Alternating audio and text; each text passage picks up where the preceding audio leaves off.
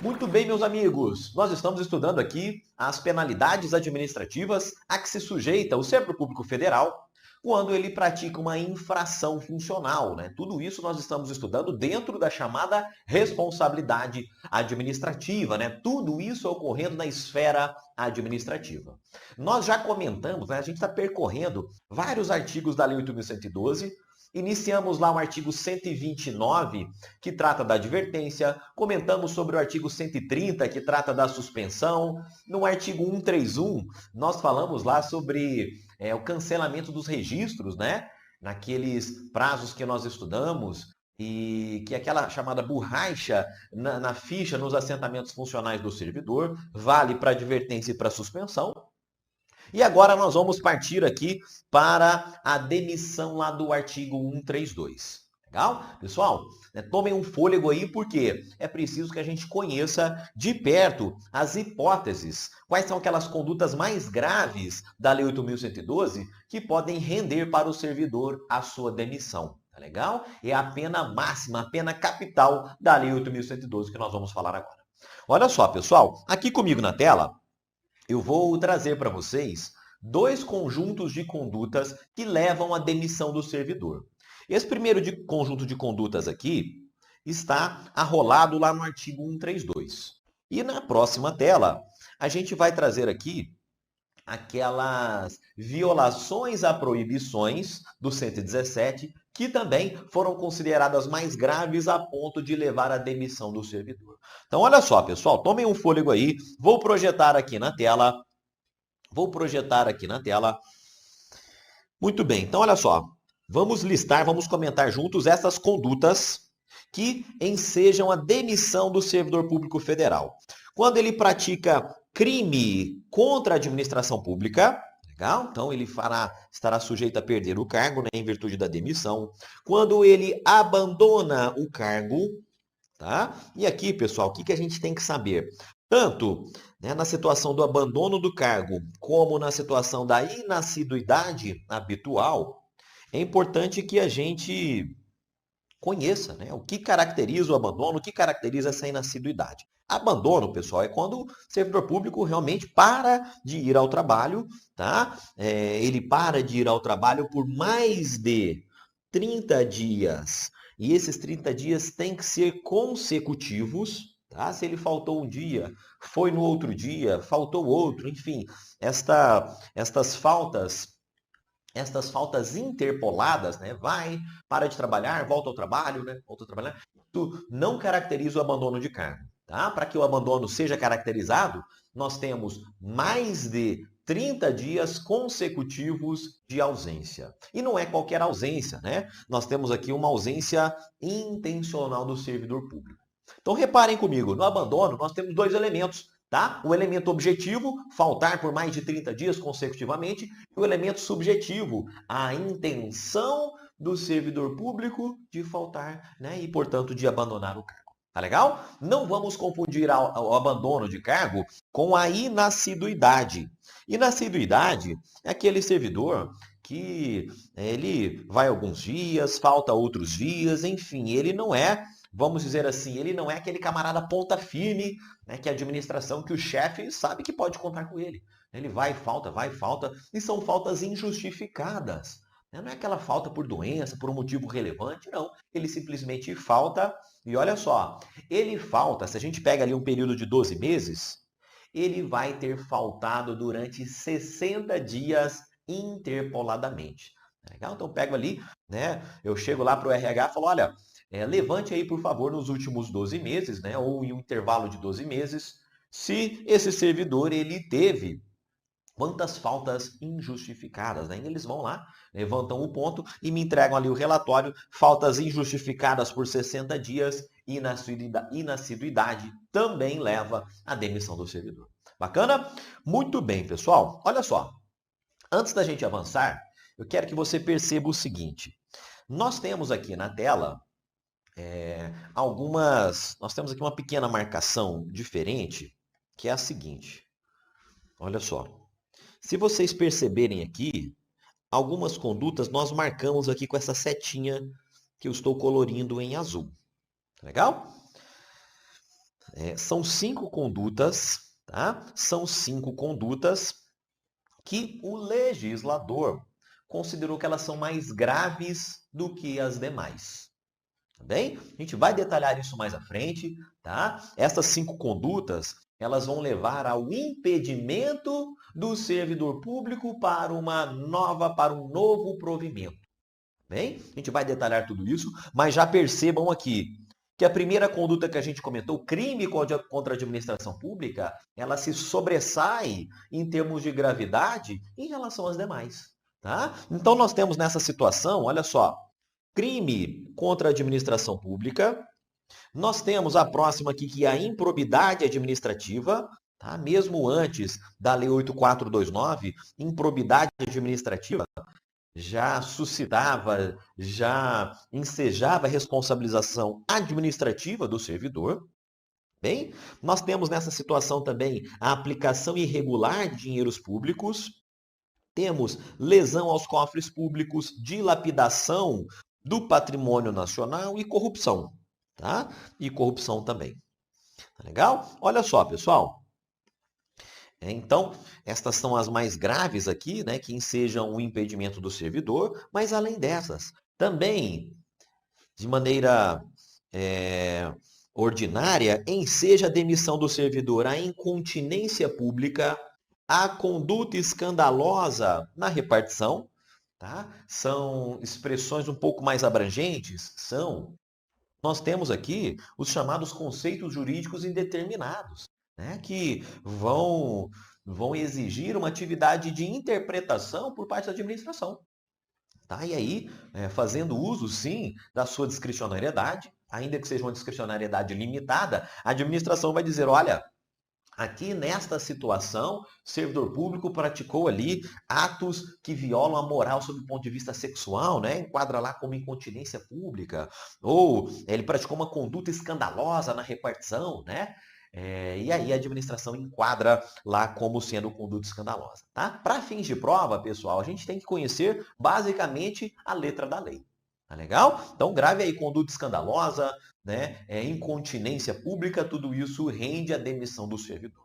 O que mais, pessoal? Insubordinação grave em serviço, né? O chefe manda, ele deixa de acatar aquela ordem, né? Não é aquela ordem manifestamente legal, uma ordem tranquila, né? Uma ordem redondinha, e ele vai lá e se recusa a cumprir, ele é insubordinado, né? Está violando ali um dos pilares de organização da administração pública, que é o pilar da hierarquia. Tá? Então, insubordinação, demissão do servidor. Bacana? O que mais? Ofensa física, né? O servidor foi lá, deu um soco, deu um pontapé, enfim, agrediu fisicamente um servidor ou um particular, tanto faz, desde que ele esteja em serviço, tá? Não sendo em legítima defesa, não sendo em legítima defesa, aquela ofensa física pode render a demissão do servidor. Bacana? O que mais? Violação de segredo, né? Violação de segredo do qual se apropriou em razão do cargo. Imagina só que a gente tem ali um servidor público que ele ocupa um cargo de chefia em determinado órgão. Ele acaba tendo acesso a uma série de informações confidenciais, de informações sigilosas, e de maneira não autorizada, além de violar um dos deveres, ele acaba sendo enquadrado aqui nessa conduta, ao divulgar, ao revelar um segredo, uma informação sigilosa de que ele teve ciência em razão do cargo. Também demissão também é algo sério aqui. O que mais? Acumulação ilegal de cargos, empregos ou funções públicas. A gente já sabe que a regra constitucional é pela não acumulação de cargos, empregos e funções públicas. Existem exceções? Existem. Agora, se o servidor público ele acumula cargos fora das exceções constitucionais, aí, pessoal, nós vamos ver, tem um procedimento todo específico, mas ao fim e ao cabo, aquela acumulação ilegal pode render a demissão. Bacana? Muito bem. Antes da gente avançar, olha só, tem mais uma observação sobre 3 destas condutas aqui. Tá? Se a gente vai aqui no finalzinho dessa última conduta, a gente vai ver aqui esse asterisco, tá? Aqui na situação, no caso do abandono do cargo, também tem um asterisco. E aqui na inassiduidade habitual, nós também temos o asterisco. Daudi, que história é essa? Para que serve esse asterisco? Pessoal, esse asterisco é já para adiantar para vocês que nestas três condutas, o servidor público ele será demitido e ele será demitido por meio de um processo, de um procedimento mais abreviado. Tá? Um procedimento mais célere, mais direto ao ponto, que é o chamado PAD sob rito sumário. Legal? Mais à frente, fique tranquilo, nós iremos estudar o PAD em suas duas modalidades, né? O PAD ordinário, que é o PAD comum, o PAD tradicional, e o PAD sumário, né? O PAD já acelerado. E por que disso? Né? Para você facilitar aí o decoreba desse trecho. É o seguinte, o PAD sob rito sumário, ele se destina a estas três situações, e são situações, pessoal, mais preto no branco, tá? Ou é ou não é. Legal? Nas outras condutas, é possível investigar mais, produzir mais provas, né? É necessário que se tenha ali uma investigação mais aprofundada nas outras condutas. Mas aqui não, pessoal.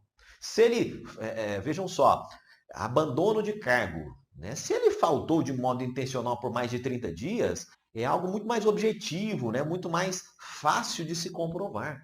Ausência interpolada a 60 dias durante 12 meses, né? Que a inassiduidade habitual também é algo mais fácil de se comprovar. Legal? E em terceiro lugar, nós temos a acumulação ilegal de cargos. Né? Ou ele está ocupando aqueles dois cargos, ou ele não está. Então, são três situações mais diretas, tá? Mais preto no branco, que autorizaram o legislador a utilizar, né, aplicar o rito sumário do PAD para essas três. Para todas as demais, PAD rito ordinário. Tá legal? A gente vai detalhar isso mais à frente, mas já vale a pena a gente adiantar aqui esse ponto. Então, aqui o primeiro grupo de condutas que enseja a demissão do servidor, agora o segundo grupo, tá? Agora o segundo grupo, quando ele descumpre uma proibição que está prevista lá no artigo 17. Alguns desses descumprimentos foram alçados aqui ao rol de condutas que levam à demissão. As duas primeiras aqui, eu costumo chamar de procura valer, tá? Procura valer porque ele atua como procurador, legal? Não sendo aquela situação lá da avó, dos pais, né, de até segundo grau para benefício previdenciário e assistencial, ele atua como procurador dentro da repartição pública, né? Ele faz aquela advocacia administrativa. Legal? E o valer do que é? Valer-se do cargo para lograr proveito pessoal ou de outra em detrimento da dignidade da função pública. Muito bem. O procura-valer atua como procurador valer-se do cargo. Nestas duas situações, pessoal, o legislador também considerou que elas são condutas mais graves do que as demais. E aqui, o legislador previu que estas duas ensejam a incompatibilidade do servidor público para ele ocupar novos cargos públicos federais pelo prazo de 5 anos. Tá? A gente vai detalhar isso mais à frente, mas já vale você perceber que essas duas condutas são mais graves que as demais. As outras que também ensejam a demissão do servidor é quando ele recebe propina, comissão, presente, vantagem de qualquer espécie em razão de suas atribuições. Tá? A gente sabe que isso aqui também é ato de improbidade administrativa previsto lá no artigo 9º da Lei 8.429. Quando o servidor público ele aceita comissão, emprego ou pensão do exterior, do Estado estrangeiro, ele pratica usura sob qualquer de suas formas, né? A gente já tratou disso aqui, proceder de forma desidiosa, né? Ele tem aquele comportamento habitualmente desidioso, preguiçoso, indolente, tá? Quando ele se utiliza de pessoal, recursos materiais da repartição pública em atividades particulares, tá? Isso aqui também pode se enquadrar como ato de improbidade lá da Lei 8.429, tá bem? Quando o servidor público, olha só, o servidor público até pode ser sócio de uma empresa, Ele ainda pode ser sócio. Ele não pode ser sócio gerente, sócio administrador. E como regra geral, se ele exerce a administração da empresa, ele, estará violando uma proibição do 117, que foi capitulada aqui como uma conduta demissível. Tá bem? Então, esse é o último item aqui. Participa de gerência ou administração de uma sociedade privada, personificada ou não, ou exercer o comércio, exceto se ele atuar apenas na qualidade de acionista, cotista ou comanditário.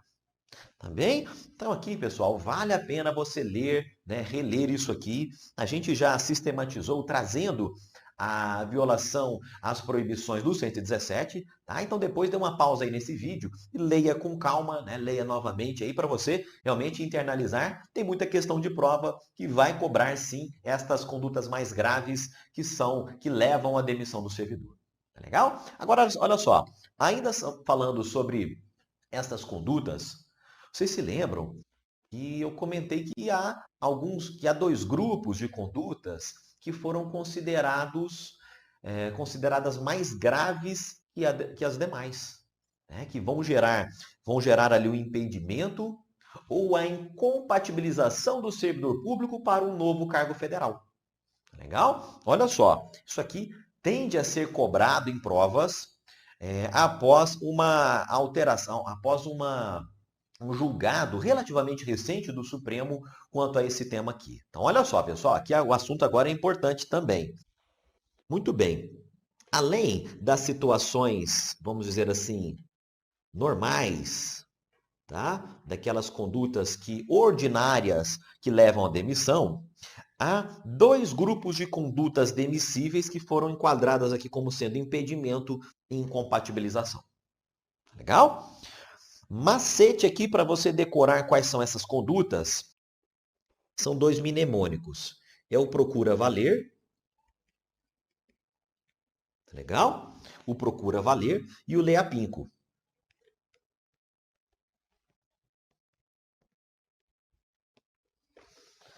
Tá legal? Então, com isso aqui você vai saber quais são essas condutas consideradas mais graves. Tá? Aqui de baixo para cima, incompatibilização, é o procura valer, atua como procurador, exceto parente lá de segundo grau, e valer-se do cargo. E o leapinco lá do impedimento, o leapinco aqui do impedimento, olha só, nós estamos falando de lesão aos cofres públicos, aplicação irregular de dinheiros públicos, crime contra a administração pública, improbidade administrativa e corrupção. Legal? Então, estas 5 condutas foram alçadas aqui a esse grupo de condutas mais graves que vão gerar o impedimento para assumir um novo cargo federal. Daldi, até entendi. Procura valer, leia pinco, bacana. Mas qual é a diferença entre impedimento e incompatibilização? Pessoal, a incompatibilização, tá? Primeiro eu vou falar para você o que consta do texto da lei. Depois eu vou trazer aqui a novidade do julgamento do Supremo. Então, segundo a lei, a letra fria da Lei 8.112, na incompatibilização, o servidor público demitido em razão aqui de procura valer, ele fica impedido de tomar posse um novo cargo federal pelo prazo de 5 anos. Tá legal? Então isso vai ocorrer aqui na incompatibilização por 5 anos. Daldi, tudo bem. E no impedimento, como é que fica isso? No impedimento, a Lei 8.112 ela não previa um prazo específico, um prazo sob o qual o servidor estaria impossibilitado de assumir um novo cargo federal. Ou seja, interpretava-se que o impedimento acabava impossibilitando eternamente o servidor demitido em razão do leapinco para ocupar um novo cargo. Tá legal? Agora, olha só. Se a gente vai lá na Constituição Federal, no artigo 5º, a gente sabe que o Constituinte veda estas penas de caráter perpétuo, não é verdade? Então é por esse motivo que em dezembro de 2020,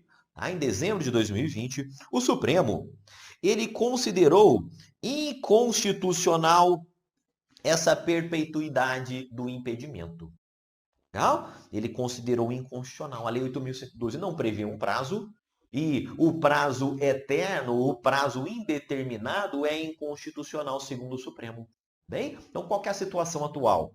O legislador vai acabar tendo que se movimentar no sentido de fixar um prazo para o impedimento, né? Que seja ali um prazo de 10 anos, 15 anos, 20 anos, enfim, 30 anos, quem sabe?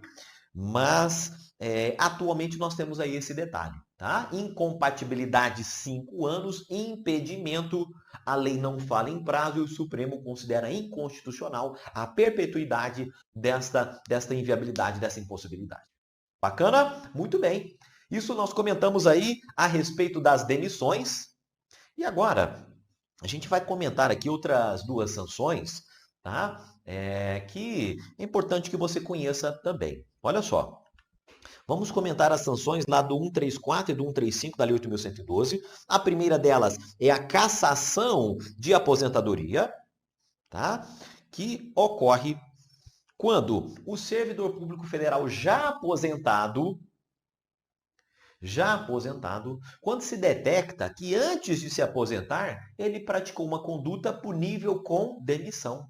Legal? Então, vamos supor que, enfim, ele praticou lá um ato de corrupção, né? Ele praticou lá um ato de improbidade administrativa. No mês seguinte, ele se aposentou. Bacana, né? Essa aposentadoria, ela blinda ele contra qualquer responsabilização administrativa? A resposta é não, tá?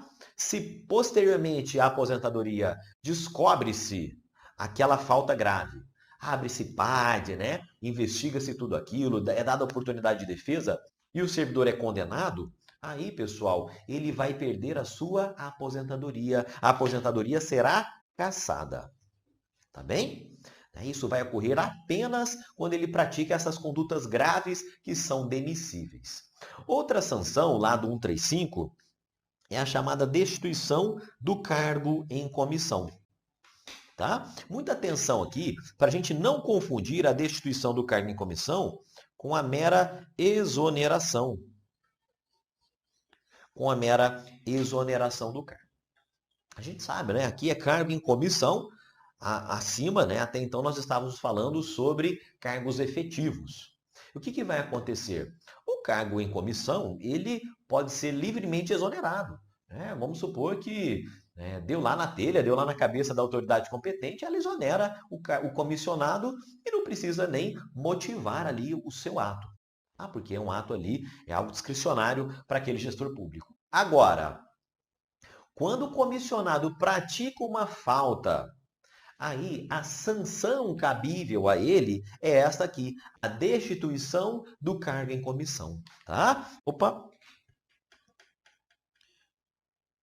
Sim, agora sim. Então, reparem que a destituição é sanção, enquanto a exoneração não é sanção, não é penalidade.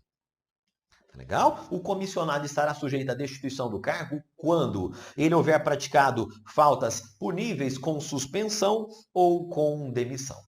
Legal? O que o seu examinador vai tentar fazer no dia da prova? Tá? Ele vai tentar trocar isso aqui, ó. Vai tentar trocar isso aqui. Dizer que a cassação de aposentadoria aplica-se ao servidor efetivo que houver praticado uma conduta punível com suspensão ou demissão quando em atividade. Está errado. Né? Ou então vai dizer lá que a destituição do cargo em comissão aplica-se apenas aquelas faltas puníveis com demissão. Também está errado. Legal? Então, atenção aí para a gente não confundir as bolas aqui. Bacana? Questãozinha de prova antes da gente avançar um pouco mais. Olha só, a exoneração dos ocupantes de cargo em comissão deve ser motivada respeitando-se o contraditório e a ampla defesa.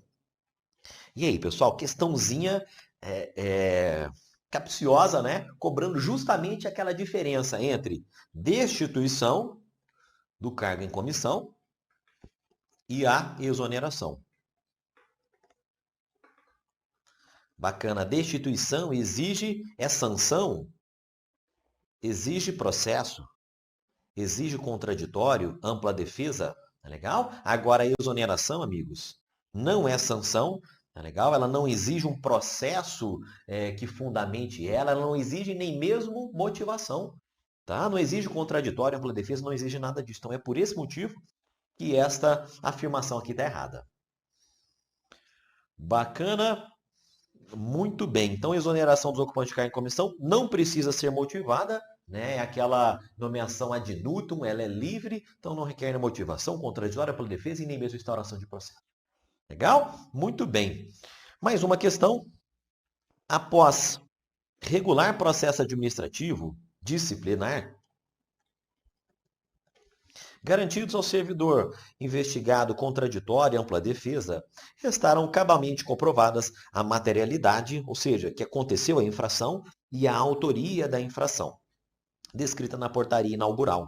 A portaria é aquele ato administrativo que designa a comissão processante, né, que realmente dá início ao PAD. Punível com demissão nos termos da Lei 8.112. Sobreveio aos autos a informação de que o servidor processado, autor da infração, havia se aposentado voluntariamente durante a tramitação do processo. A autoridade competente, conforme estabelece a Lei 8.112, muito bem, vamos examinar aqui essas alternativas.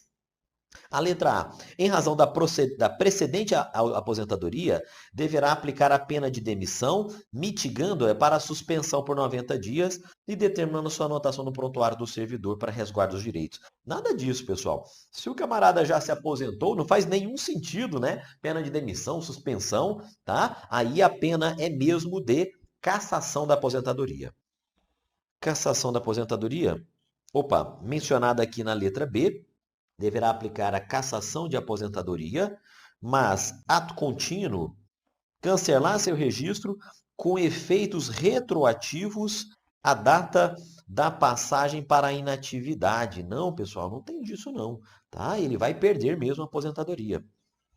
Vai perder mesmo a aposentadoria. Letra C deverá declarar a extinção da punibilidade. Não. Né? A aposentadoria não blinda o servidor. D. Deverá, em decisão motivada, aplicar ao servidor faltoso a pena de cassação de aposentadoria. Bacana.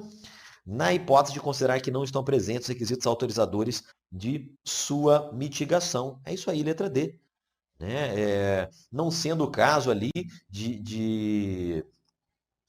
não sendo o caso ali de administração entender que, fazendo uso da sua discricionariedade, né, aplicar, dar ali outro deslinde para o caso, né, considerando a gravidade da conduta cometida, ela pode sim aplicar essa penalidade de cassação. Agora é o seguinte, pessoal, só um comentário sobre essa questão, tá? Por quê?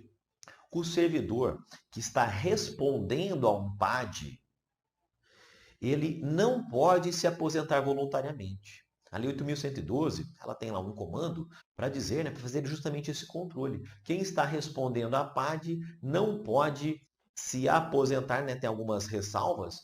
Uma delas é que ele não pode se aposentar voluntariamente, né, justamente para prevenir essa situação. Mas caso a aposentadoria se dê antes da constituição do PAD, ou simplesmente que se esqueça, né, de verificar essa questão, aí sim terá lugar a cassação da aposentadoria. Mais uma questão aqui para a gente fechar, para a gente abordar esse assunto. Como espécies de penalidades disciplinares, a lei em questão, Lei 8.112, elenca a advertência, a suspensão, a demissão, a cassação da aposentadoria ou da disponibilidade, a destituição de cargo em comissão ou de função comissionada. É isso aí, pessoal. Isso aqui está correto, é aquela lista mais completa de sanções administrativas lá do artigo 127. Bem, uma das hipóteses em que poderá ser aplicada a demissão é a ocorrência de abandono de cargo. Opa, a gente comentou sobre isso aí, né? Abandono de cargo é grave, nem seja a demissão, né, inclusive pelo procedimento sumário, a qual restará configurada quando o servidor intencionalmente se ausentar do serviço por mais de 30 dias consecutivos. E isso aqui, pessoal, está correto. Tá? Lembrando aqui do seguinte, falou em abandono de cargo da Lei 8.112, 4 elementos: intenção, né? Ausência intencional por mais de 30 dias consecutivos. 4 elementos: abandono de cargo, demissão, pare sob rito sumário. Bacana? Vamos ver aqui. Opa, tem mais questão. De acordo com a Lei 8.812, estará sujeita à penalidade de demissão. Muito bem. Vamos aqui aplicar o que a gente acabou de estudar lá do 132. Letra A. Coagir subordinado a filiar-se a partido político. Letra B. Utilizar recurso material da repartição em atividade particular. Negar fé a documento público ou por resistência justificada a processo. Reincidir na retirada de documento da repartição sem prévia autorização da autoridade competente. Olha só, pessoal. Muitas vezes, né, a gente não sabe todas as informações, a gente não sabe ali tudo, toda a letra da lei ali no momento da prova. Mas a gente consegue se apegar a algumas informações que a gente sabe, que a gente decorou, que a gente trabalhou bem ali durante o estudo, durante a preparação. Legal? Então, olha só. Eu posso até, na hora da prova, não saber qual é a implicação, qual é a sanção cabível em todos esses casos. Mas eu sei, né, pelo artigo 132, que utilizar recurso material da repartição pública em atividade particular, isso aqui, pessoal, além de ser improbidade administrativa, é algo que vai render a responsabilidade, vai render a demissão do servidor. Então, meu gabarito aqui, ó, é justamente a letra B. Tá? A gente já até tem um feeling aqui, tem uma intuição de que essa letra B é algo muito mais grave do que as demais. Imagina só, o servidor público pegue lá um policial, situação extrema, tá? Situação esdrúxula. Pega lá um policial rodoviário federal, tá? E a administração confia a ele, né, a chave daquela viatura. Muito bem. Aí ele pega aquela viatura e começa a utilizar ela em proveito próprio. Ele começa, enfim, a fazer ali uma série de transportes, né, para o seu benefício próprio, situação bem esdrúxula. Ele começa a dirigir ali como Uber, né, como motorista de aplicativo usando a viatura. Imagina só a situação, né? Então é algo realmente bastante grave, né? Recurso material da administração pública em proveito próprio, aí é improbidade, é demissão. Tá legal? Então gabarito nosso aqui na letra B. Na letra B. Sim, a gente inclusive aqui no nosso treino aqui, né? A gente comenta aqui todas as sanções cabíveis, né? Somente em todos os casos cabe a advertência. Legal? São infrações mais brandas e a gente já sabe, né, que na reincidência de uma falta punível com advertência terá lugar a suspensão. Bacana? Então, é na letra B, demissão, nas demais advertência e na última a suspensão. Bacana? Mas na hora da prova, pessoal, não fique se apegando em tentar enquadrar ali todas as alternativas, né? Vamos nos apegar àquelas situações, àquela informação que a gente conhece. Tá? Então, aí uma dica para você que está estudando, para você que está se preparando aí. Se você tiver que escolher um conjunto, um rol de condutas, né, uma penalidade ali e o respectivo rol de condutas, escolha a da demissão. Legal? Pode deixar de lado o rol de condutas da advertência, tá? Concentre-se, né? Se apegue ali àquele rol do 132 que você vai, sim, gabaritar questões desse tipo na hora da prova. Bacana? Vamos lá. Tem mais questão? Não, agora a gente... vamos encerrar aqui esse bloco e no próximo bloco nós vamos tratar da prescrição que é aplicável à administração para que ela possa punir os seus servidores.